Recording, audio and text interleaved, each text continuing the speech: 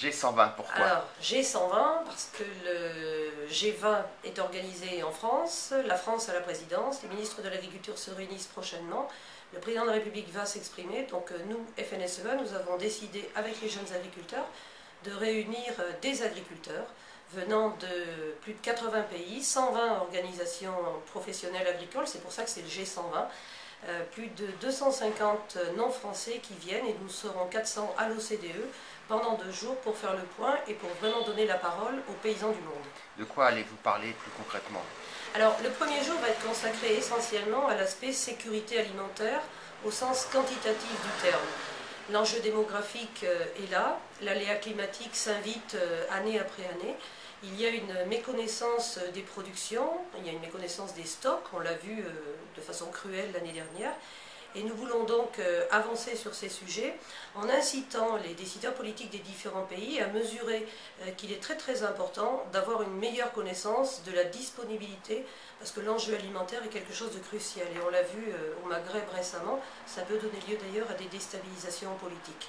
Donc le premier jour, il s'agit surtout d'approcher au plus près les politiques publiques qui pourraient être conduites pour stabiliser les prix. Le contraire de la volatilité, c'est la stabilité.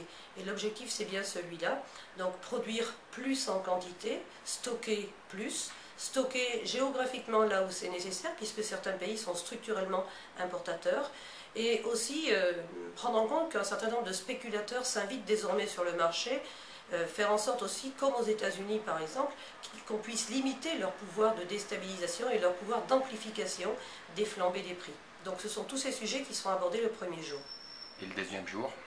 Alors le deuxième jour sera davantage consacré au développement d'une production et d'une agriculture durable dans tous les sens du terme, c'est-à-dire remplir le challenge économique et quantitatif, développer les productions partout dans le monde, sortir de la vision binaire de l'OMC qui dit que la moitié du monde doit nourrir l'autre moitié du monde, sortir aussi d'une vision que l'amplification des échanges et la libéralisation des échanges va régler tous les problèmes.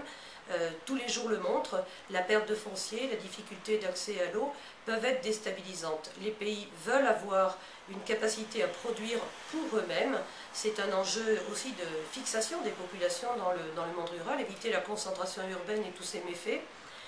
La pauvreté est plus difficile à vivre en ville et surtout en bidonville que dans les campagnes. Et beaucoup de campagnes africaines, asiatiques, vietnamiennes se sont vidées avec parfois des drames, y compris écologiques.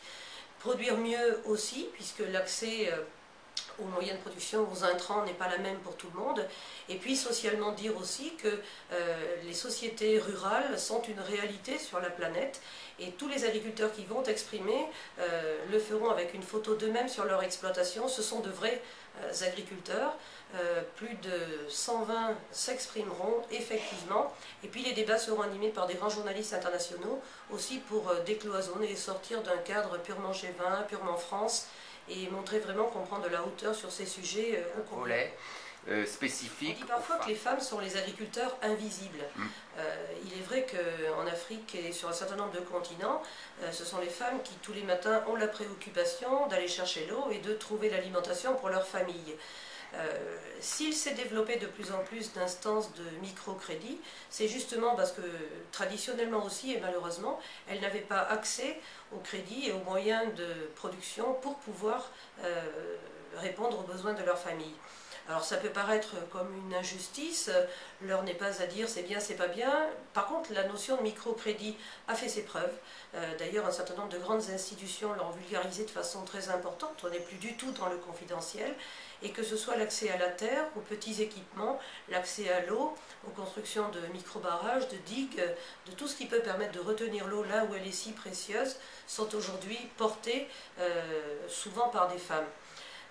Mais il ne faut pas, je pense, opposer. Les choses sont très très différentes d'un continent à l'autre.